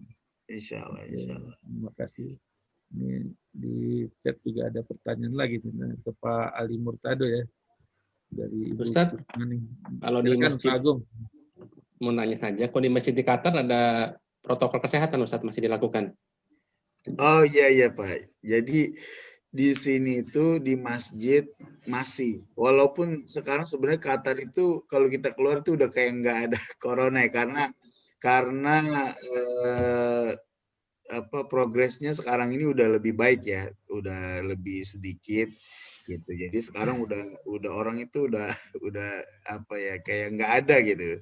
Tapi masih tetap menggunakan protokol COVID. Jadi kita berjarak sholatnya. Terus juga di sini tuh ada aplikasi namanya Ihtiroz, Pak. Jadi Ihtiroz itu semua warga negara punya aplikasi itu, dan wajib ketika masuk ke masjid dia harus melihatkan Ihtiroz. Jadi Ihtiroz itu seperti barcode gitu ya. Kalau hijau dia berarti nggak corona, kalau kuning berarti dia sedang dikarantina, atau kalau abu-abu berarti dia sudah melakukan swab beberapa hari sebelumnya dan belum keluar hasilnya. Jadi selain hijau dia tidak boleh masuk masjid, ataupun tempat-tempat lain, perkantoran kah, atau mal-mal gitu ya, atau supermarket kecil, itu setiap masuk itu harus melihatkan Ihtiroz. Jadi di sini Pak, kalau ada orang itu keluar karantina ataupun dia positif COVID gitu ya, itu dia langsung ditangkap oleh polisi, mungkin dilacak dari handphonenya itu Ihtiroz itu, aplikasi itu. Jadi kalau masuk masjid harus menunjukkan Ihtiroz, harus hijau. Yang kedua dia harus memakai masker dan harus membawa sajadah. Nah itu 3 itu harus, dan kita ada di sini cleaning service-nya itu menjaga di depan pintu. Jadi pintu masjid cuma dibuka 1, tidak banyak. Tetapi ketika selesai sholat itu dibuka semua pintunya. Dan imam itu dikasih aturan tidak boleh dari 10 menit sholatnya. Khutbah juga. Khutbah tidak boleh dari 10 menit. Nah itu yang ada sekarang ini Pak. Terima kasih Pak. Terima kasih. Ini ada di chat, ada pertanyaan sebelum ke Pak Zainal Umar ya, untuk Pak Ali Murtado mungkin ya. Apa saja kegiatan KBRI untuk silaturahim WNI di Qatar, Pak Ali? Ini ada pertanyaan. Ya, terima kasih Pak Fadian. Sebelum ke pertanyaan tersebut ya, saya mau menyinggung tadi sedikit soal Qatar Charity. Jadi Qatar Charity itu salah satu lembaga amal ya di Qatar, dan dia ini semi government gitu. Nah, karena itu kemudian kita tahun 2019 ya kalau tidak salah sudah ada MOU itu Pak Fadian, antara Qatar Charity dengan Kementerian Agama. Jadi insya Allah aktivitas dari Qatar Charity di Indonesia itu diketahui oleh pemerintah kita, oleh oleh pemerintah Indonesia, dan bahkan sudah ada MOU resmi dengan Qatar Charity dengan Kementerian Agama di Indonesia. Karenanya tidak mengherankan kalau aktivitas Qatar Charity di Indonesia juga lumayan banyak dan besar. Terakhir mereka juga membangun sekolah ya di Bekasi, dan jangan lupa Qatar Charity juga di sini Ustadz Fadian itu mereka lumayan aktif membantu WNI kita di Qatar, karena kan sebagian dari WNI kita di Qatar tidak hanya terdiri dari pekerja profesional ya, tapi banyak juga mereka yang bekerja di sektor domestik begitu. Nah, ketika wabah COVID ini melanda, salah satu sumbangan terbesar kepada WNI yang terdampak COVID itu itu datangnya dari Qatar Charity. Jadi memang solidaritas yang mereka bangun untuk masyarakat Indonesia, baik itu di Indonesia sendiri ataupun masyarakat Indonesia yang ada di Qatar, itu sangat besar ya. Nah, terkait dengan KBRI Doha sendiri, memang di masa-masa pandemi ini kegiatan kita dengan masyarakat itu relatif terbatas ya, dalam konteks offline ya, face to face ya. Tapi kalau yang sifatnya Zoom, kemudian sifatnya online begitu maksud saya, kita sangat intens berkomunikasi dengan masyarakat. Kita juga misalkan dengan IMSKA, dengan Indonesian Muslim Society in Qatar, itu juga rutin menyelenggarakan kajian setiap hari Sabtu. Itu juga bagian dari silaturahmi dengan masyarakat. Kemudian dengan protokol yang sangat ketat juga Pak Dubes, Pak Duta Besar Ridwan Hasan coba menemui masyarakat secara face to face. Kemarin juga beliau menemui rata-rata dalam sehari selalu saja ada kelompok masyarakat yang beliau temui. Bahkan sampai malam, sampai jam 11 malam, jam 10 malam, Pak Dubes itu selalu menerima kelompok-kelompok masyarakat yang ingin bertemu dengan beliau. Jadi luar biasa memang energi Pak Duta Besar Ridwan Hasan ini. Dan itu untuk menggambarkan sebagian kecil saja ya dari silaturahmi yang KBRI bangun dengan masyarakat. Di luar itu, KBRI Doha juga terus berkomunikasi atau terus memberikan gambaran yang jelas tentang Qatar, tentang keberadaan masyarakat Indonesia di Qatar ke publik di dalam negeri di Indonesia. Misalkan lagi-lagi soal pendidikan tadi Pak Dian, tadi juga ada yang menambahkan bahwa kualitas pendidikan di Qatar itu salah satu yang terbaik di Timur Tengah. Itu betul, makanya informasi-informasi semacam itu juga kita sampaikan ke teman-teman di Indonesia. Barangkali ada anak atau keluarga yang berniat melanjutkan pendidikan di Qatar, kita biasanya dari KBRI itu secara rutin menyelenggarakan Zoom meeting dengan teman-teman PPI Ustadz Fadian untuk menjelaskan universitas-universitas yang ada di Qatar. Bagi Bapak Ibu yang tertarik untuk mengikuti program tersebut bisa memantau lewat media sosial kami. Biasanya kita publikasikan lewat media sosial kita KBRI Doha terkait dengan kegiatan-kegiatan yang kita selenggarakan, baik itu yang melibatkan masyarakat Indonesia di Qatar ataupun masyarakat Indonesia yang ada di Indonesia sendiri. Masya Allah. Jadi cukup banyak, saya tidak bisa sebutkan satu persatu nama programnya, Ustadz Fadian, tapi bisa disimak di medsos kita.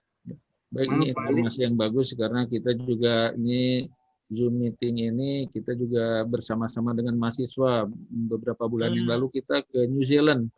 New Zealand dengan Ustadz Reza, dengan Dubes Tantowi Yahya, bahwa sekitar 500 sahabat-sahabat kita mahasiswa dari UGM, UNER, IPB. Mungkin nanti informasinya kalau ada apa istilahnya lowongan untuk mahasiswa ya, bahkan mungkin lowongan kerja bisa informasi, sama-sama kita bareng-bareng dengan silaturahim ini, insya Allah banyak manfaatnya nih. Termasuk jadi imam masjid juga nih, wah banyak yang tertarik sepertinya, nanti tinggal Pak masuk rumah nempel masjid juga, Masya Allah seperti yang menarik ya. Pak, mohon maaf ya, saya lupa ngabarin. Ini salah satu yang hadir di kita ini ada mahasiswa beasiswa S2 Qatar Foundation. Ini akunnya namanya Huzaifah. Mungkin beliau bisa ngomong beberapa menit. Itu beliau namanya Mas Henry, baru belum ada sebulan di Qatar. Ini ada Huzaifah. Silakan. Sebelum pertanyaan ke Pak Zainur Umar ya, silakan. Ya, itu Masya Allah, ini banyak itu, Pak. Ya. S2 di Qatar Foundation. Masya Allah, bisa cerita pengalamannya, silakan Mas. Ini Huzaifah Des, berarti nama anaknya nih. Iya, Ustaz. Ya, Assalamualaikum Ustaz Fadian dan Bapak dan Ibu jemaah. Terima kasih atas kesempatannya. Saya Hendri Adi. Jadi betul itu anak saya namanya Muhammad Huzaifah. Kebetulan 1 bulan tahun kemarin, kebetulan kami masih pisah saat ini, Ustaz. Anak saya masih di Pulau Selayar di Sulawesi Selatan. Masya Allah. Ada proses bisa mudah-mudahan bisa nyusul awal tahun. Jadi betul sekali yang disampaikan tadi Pak Ali Mutada bahwa Masya Allah pemerintah Qatar lewat Qatar Foundation itu, jadi itu salah satu yayasan yang dipimpin oleh Ibu Sheikha Mosa. Jadi Ibu Sheikha Mosa itu adalah ibunya Raja Tamim saat ini gitu, Emir Qatar. Jadi di komplek 12 hektar ini semua fasilitas lengkap untuk pendidikan, penelitian dan sebagainya gitu. Jadi alhamdulillah saat ini ada 4 mahasiswa Indonesia yang ambil S2. Jadi tahun kedua ada 3 orang dan saya sendiri untuk tahun 2020 ini. Jadi alhamdulillah kalau dari segi fasilitas, jadi yang tadi saya sampaikan chat itu bahwa kita di Timur Tengah tapi rasa Eropa atau Amerika karena selain mahasiswanya diimpor, dosennya juga diimpor. Jadi kayak kami sendiri saat ini, kalau saya di semester pertama kemarin ini dosennya dari Kanada, alumni McGill, kemudian ada juga dosen dari Spanyol. Selain tadi juga ada 2 orang dosen Indonesia yang saya tahu, ada Pak Anto sama Pak Albert yang ngajar di perminyakan di Texas A&M. Itu jadi alhamdulillah fasilitas Masya Allah, ini kalau bisa dikatakan tempat tinggal kami itu diberikan, kalau ini saya alhamdulillah karena berkeluarga, tadi saya juga sama, imam itu dapat fasilitas sama dengan mahasiswa Pak, kalau dia single dapatnya studio apartemen, kalau dia menikah itu dapat 2 bedroom apartemen Pak.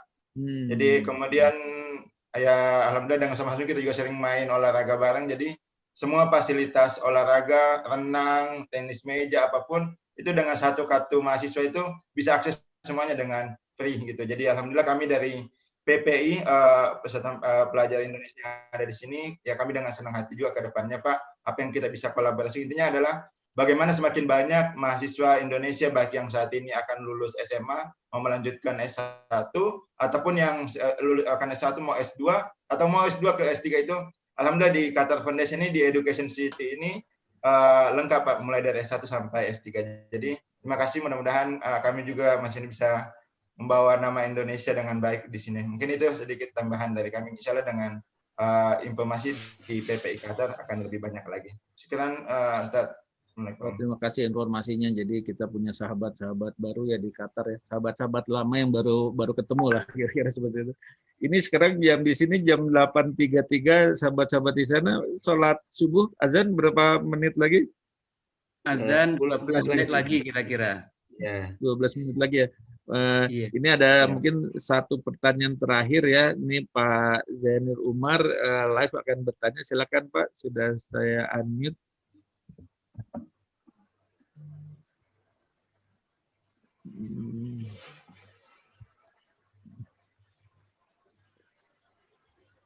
Silakan Pak, tapi masih ter-unmute dari Bapak. Sudah. Ya. Langsung Pak, silakan bicara Pak.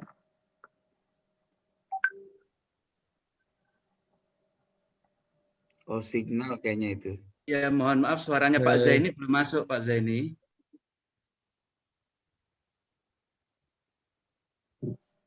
Ini bar sinyalnya warnanya merah, nih biasanya kuning. Iya, belum kedengaran. Bisa sinyal atau volumenya itu? Atau volumenya. Ada gangguan. Pak Zainir masih belum kami dengar suaranya Pak. Nah, silakan Pak, sudah ini, silakan Pak. Pak Fadian, nanti saya boleh minta foto ini nggak ya? Foto kegiatan ini di foto gitu? Oh boleh, nanti kami foto semuanya. Ini juga ada yang pengen tahu lebih jauh tentang Qatar, nanti saya minta teleponnya mungkin Pak Ali Murtado ya. Nanti oh iya, silakan. Nah, kalau kita mudah-mudahan Pak Zainal Umar sudah mulai bisa. Masih tidak terdengar ya. Atau mungkin pertanyaannya bisa Fadian, di chat, mohon maaf. Ya. Pak Ustadz Fadian. Ya, silakan Pak. Iya, boleh sebelum sambil menunggu Pak Zainur Umar. Ya, silakan Pak. Ya, jadi begini. seiring dengan meningkatnya profil Qatar begitu ya, baik di segala bidang ya, secara politis, secara ekonomi, secara pendidikan, terutama secara pendidikan yang ini akan ada kaitannya langsung dengan teman-teman di Indonesia. KBRI Doha sendiri beberapa tahun ke belakang itu menangani kasus mungkin bisa kita katakan seperti perdagangan orang begitu ya. Mereka rata-rata datang dijanjikan oleh seseorang begitu untuk melanjutkan pendidikan di Qatar, katanya menerima beasiswa begitu kan. Tapi setibanya di Qatar oleh orang yang menjanjikan ini justru dieksploitasi begitu, dipekerjakan di tempat-tempat tertentu dengan tidak sesuai dengan apa yang dijanjikan sama sekali.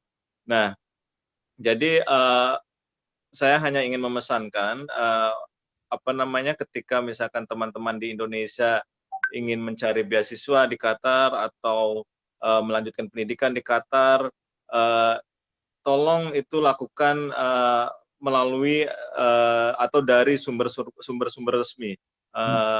Jangan sampai kita juga terjebak pada janji atau iming-iming dari orang-orang tertentu yang jatuhnya nanti akan menjadi perdagangan orang seperti beberapa kali terjadi di sini. Jadi misalkan kalau untuk informasi beasiswa itu Bapak Ibu di Qatar juga Bapak Ibu di Indonesia bisa meng-cross check-nya ke teman-teman PPI atau ke teman Indonesia sendiri, teman-teman KBRI di sini, apakah memang beasiswa yang dijanjikan itu benar adanya atau itu hanya hoax begitu ya. Jadi dari KBRI Doha juga ingin menyampaikan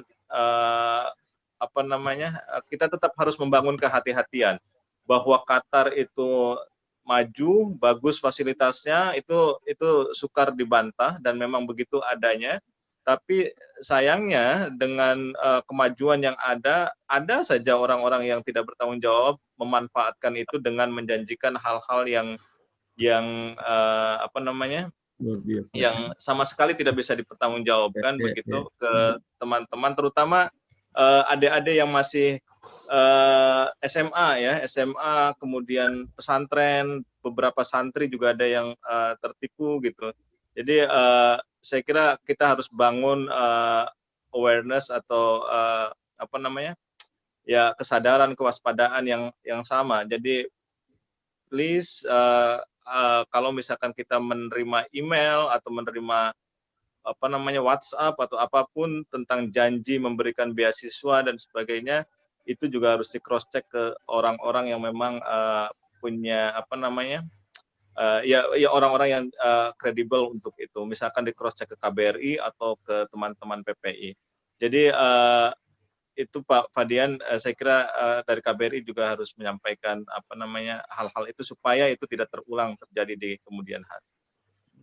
Terima kasih info yang sangat luar biasa. Nanti kita tampung, Pak. Jadi inilah salah satu hasil dari silaturahim kita. Kita kenal dengan KBRI, nanya kalau mau sekolah bagaimana, mungkin nanti kita pusatkan untuk bisa menghubungi KBRI. Ya, ini kembali lagi Pak Zainul Umar sudah bisa. Sudah bisa, Pak? Sudah bisa, silakan, Pak. Oke, terima kasih. Terima kasih. Assalamualaikum warahmatullahi wabarakatuh. Pak Zainur. Iya, selamat pagi, selamat siang. Pak Aldi Murtado tadi sebut-sebut education city ya. Memang Qatar itu sangat modern ya untuk pendidikan. Termasuk diantaranya bahkan Carnegie Institute pun katanya ada di Qatar ya. Mungkin saya Carnegie, salah. ya betul Carnegie Institute ada.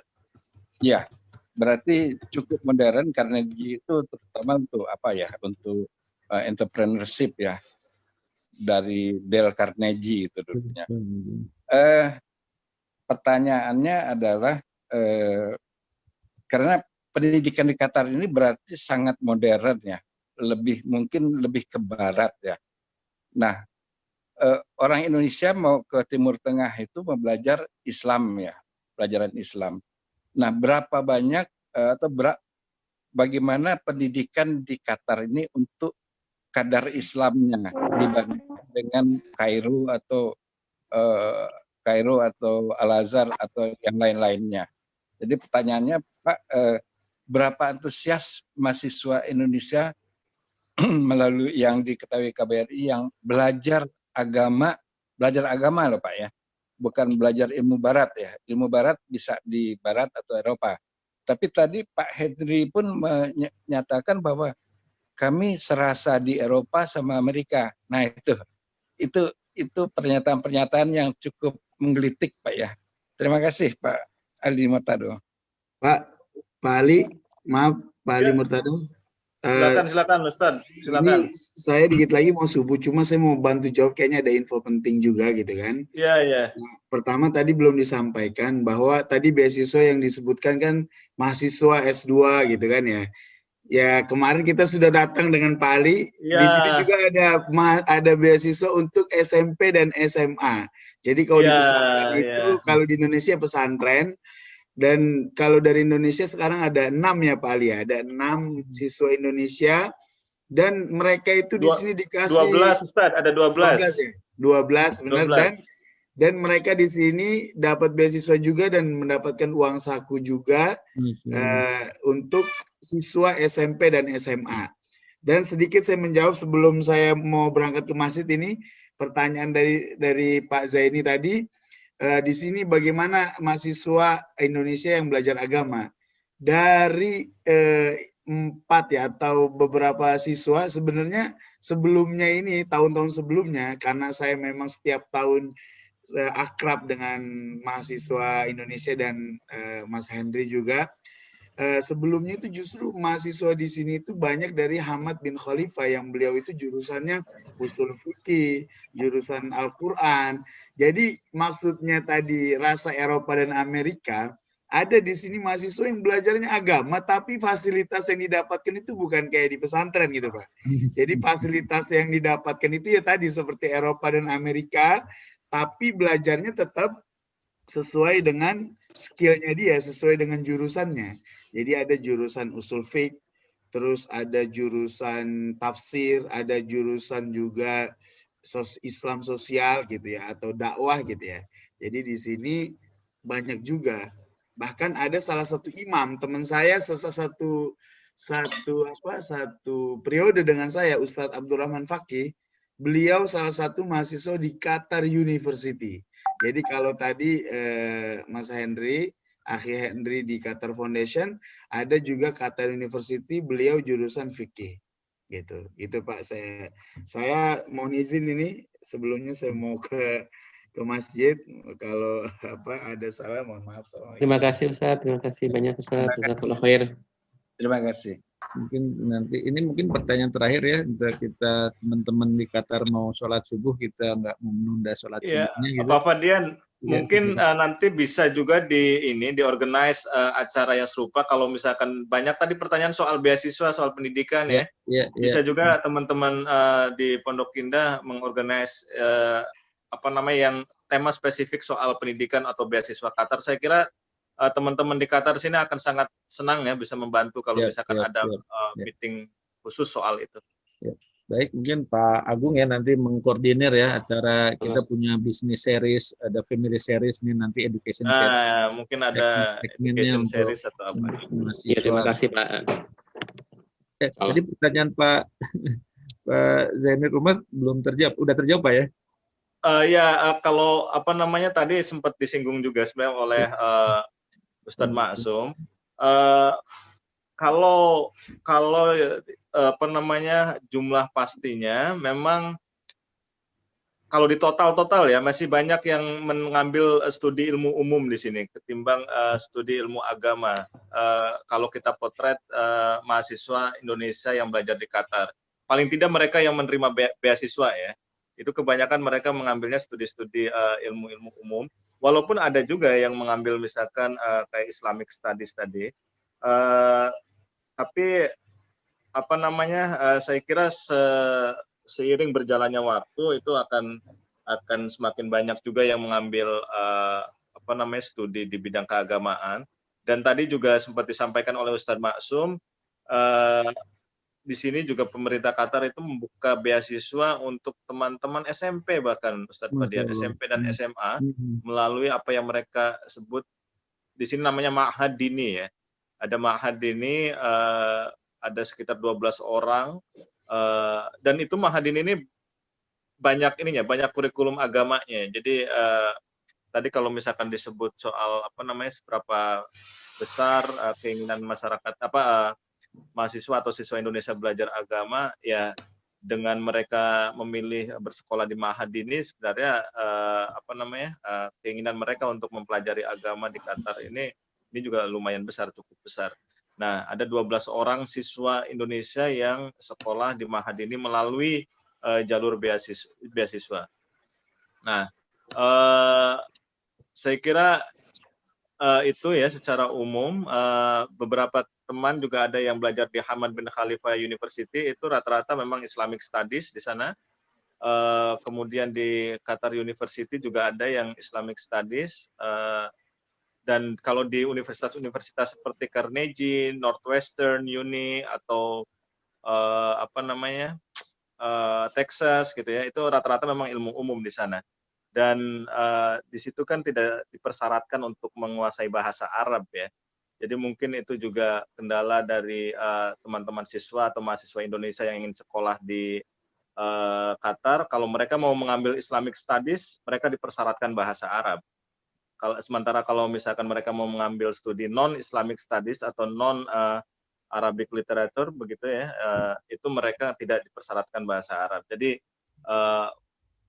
itu salah satu yang membuat mungkin minat yang mempelajari kajian Islam di sini relatif terbatas karena ada persyaratan bahasa Arab ya. Tapi saya kira ke depan akan lebih banyak yang akan menempuh kajian Islam di Qatar ini. Terima kasih Ustadz. Di sini nampaknya udah mulai masuk waktu subuh. Ya. Waktu subuh mungkin kita tutup saja. Ini insya Allah bukan akhir dari persaudaraan. Ya, harus ini mudah-mudahan bukan akhir dari silaturahmi. Mungkin kita tutup saja. Mungkin Pak Ali Mustafa bisa kita doa bertutup acara ini. Silakan dari sana sebelum kita silakan. Bismillahirrahmanirrahim. Bismillahirrahmanirrahim. Alhamdulillahirabbil alamin, hamdan yuafi ni'amahu wa yukafi mazidah. Ya Rabbana lakal hamdu kama yanbaghi li jalali wajhika wa 'azimi sultanik. Allahumma inna nas'aluka salamatan fid din wa 'afiyatan fil jasad wa ziyadatan fil 'ilm wa barakatan fil rizq wa taubatan qabla al maut wa rahmatan 'indal maut wa maghfiratan ba'dal maut. Allahumma hawwin 'alaina fi sakaratil maut wan najata minan nar wal 'afwa indal hisab. Rabbana ighfir lana dhunubana wa kaffir 'anna sayyi'atina wa tawaffana ma'al abrar. Rabbana zalamna anfusana wa illam taghfir lana wa tarhamna lanakunanna minal khasirin. Rabbana wa la tahmil 'alaina isran kama hamaltahu 'alal ladzina min qablina. Rabbana wa la tuhammilna ma la taqata lana bih. Wa'fu 'anna waghfir lana warhamna anta maulana fansurna 'alal qaumil kafirin. Wa sallallahu ala sayyidina Muhammad wa ala alihi wa sahbihi wa barik wa sallim ajma'in. Subhana rabbika rabbil izzati amma yasifun wa salamun 'alal mursalin walhamdulillahi rabbil alamin. Subhanakallahumma wa bihamdika asyhadu an la ilaha illa anta astaghfiruka wa atubu ilaik. Assalamualaikum warahmatullahi wabarakatuh. Waalaikumsalam warahmatullahi wabarakatuh. Assalamualaikum warahmatullahi wabarakatuh. Selamat melaksanakan sholat subuh, saudara-saudara. Terima kasih. Oke, syukur jazakallah Ustaz Fadian, Ustaz Budi, Bapak-bapak semuanya. Pak Ali Murtado, matur nuwun Pak Rama. Ali Mustafa, terima kasih Pak Ali Murtado, Pak Ali Mustafa, Pak Fadian, Pak Agus. Terima kasih banyak. Pak Rama, terima kasih banyak Pak Rama. Terima kasih Bapak pejuang subuh. Terima kasih semuanya. Assalamualaikum warahmatullahi wabarakatuh.